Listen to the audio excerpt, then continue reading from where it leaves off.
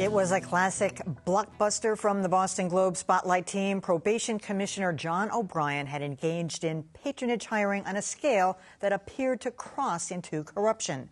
Those 2010 allegations have now finally reached the courtroom, where O'Brien is now on trial on federal corruption charges. And so far, the picture that's emerging of how state government works is anything but flattering. In the first week alone, jurors heard about Senate President Therese Murray backing one politically connected candidate who was then hired at probation despite a drug problem and dubious credentials. But lawyers for ex-probation Commissioner John O'Brien and two other defendants say patronage is par for the course on Beacon Hill and has been for centuries. The trial could last 2 months, and other big names, including former U.S. Senator Scott Brown and House Speaker Bob DeLeo, may take the stand. But all the embarrassing revelations come with a caveat. Judge William Young has instructed jurors that patronage alone is not a crime. As with every federal case, cameras are not allowed in the courtroom, so the public must rely on accounts from people like Jack Sullivan, who's been watching the trial closely and writing about it for Commonwealth magazine. Welcome, Jack. And I should point out, your magazine had the story at the same time that the Globe did. Actually, you had it first.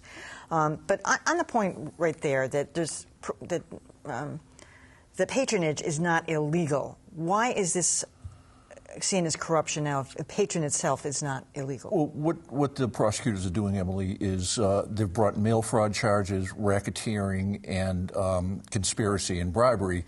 And the argument is not so much that it was patronage, but there was fraud involved in the hiring. Not only did they not hire the most qualified person under the manual, the way probation is supposed to be merit-based, but they would fudge the scores in order to get their candidate up there. At least that's what prosecutors are. Was John O'Brien doing that himself? Because all these people, including Therese Murray, who brought this guy Pat Lawton, who I'm going to want you to explain why he was so important to her, why did he want her, but everybody was shoveling jobs into the probation department. It was just like the catch-all for anybody who wanted to place somebody.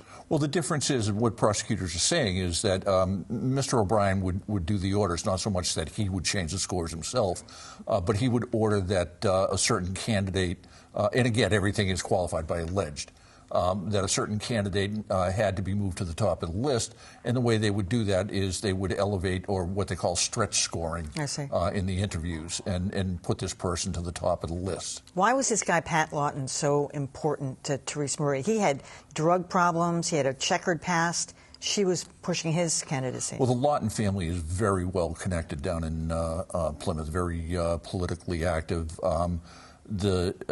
Pat Lawton's father and grandfather were both judges as well as state representatives. His mother is very active and very close to Therese Murray as well.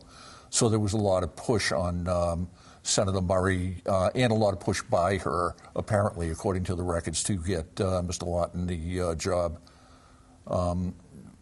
Why is another question. You know, it probably goes back to what you were saying earlier, that patronage is so ingrained. You know, there's patronage, there's evacuation day, there's taxes. You know, these are the things that happen on Beacon Hill. Yeah, well, because she also got the father of her chief of staff a job, too. He had very dubious qualifications, if at all. Well, the qualifications require a minimum of a high school diploma, if not an associate's degree, 4 years in some type of public safety, social service work, and preferably some type of formal self-defense training. Rick Musial, who was her chief of staff, his father, according to his application, was a line cook, a bartender, and an electrician's helper. Oh, well, there you go. Why not? All right, so seriously, why is John O'Brien the only one in trouble over all of this? That's the question that his defense attorneys are asking.